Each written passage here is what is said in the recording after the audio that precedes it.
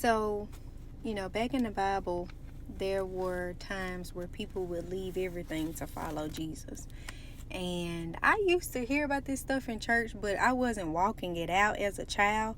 But now that I'm actually walking it out, it's kind of like a full circle moment. So go to Matthew chapter 4, verses 19 through 20. Matthew 4:19 through 20. And this is the NIV version.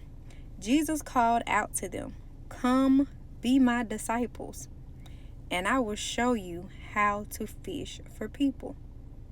And they left their nets and at once went with him.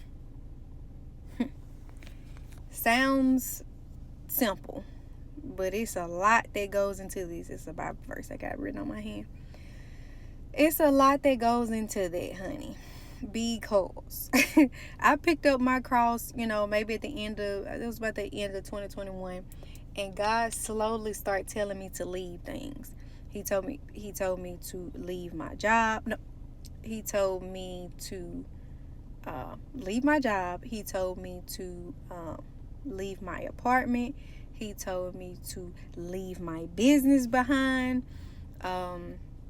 He told me to leave the city that I was staying in. He told me to leave. I didn't see this coming. When I said yes to God, I didn't see that he was going to allow all these things to be taken from me, however you want to put it.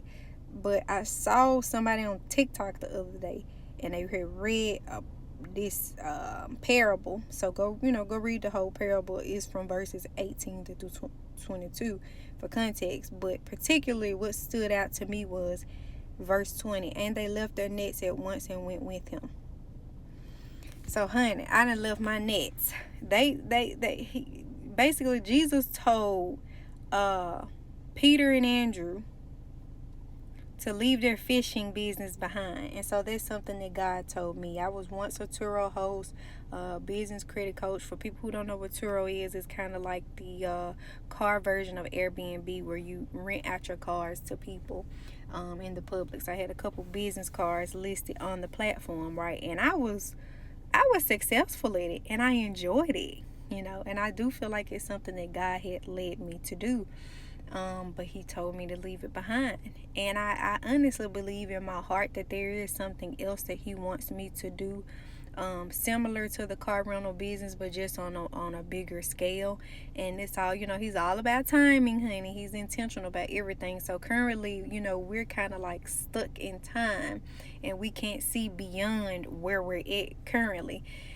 And so it is tough. It is tough as a human to keep the faith. It is tough as flesh to, see beyond and, all of that good stuff based upon what God told you. But in his word, it says, and they left their nets at once and went with him. That's exactly what I did. And I also have another YouTube channel that's really geared towards my business, and I enjoy creating content. But God told me to start this YouTube channel. So here I am. I think one of the reasons why he told me to start this YouTube channel is simply because he, wants me to, of course, help other people through encouraging words, but also, just to showcase his glory, and so I could be able to tell my testimony, because y'all, I have literally lost everything. Everything. I don't have anything. Nothing. This ain't even my car that I'm in right now. I had 2 cars. I've lost everything. It's just me and Jesus, and the people that he has chosen to support me through this journey. So, if you are in a situation like that where you have been led to leave things behind, I just encourage you to keep the faith. I just encourage you to keep the faith. I'm not sure what happened to my video, the sound, but it got cut off. But anyway, I encourage you to keep the faith. I'm pretty sure that Andrew, Peter, they didn't know all of the things that they would encounter once they picked up their cross and followed Christ. They were told to leave their business behind. I'm pretty sure, they left some belongings or, a home or whatever, and they just traveled about with Jesus, doing his work. And so that's what I feel like I'm doing. It just looks totally different because I'm living in modern times, right?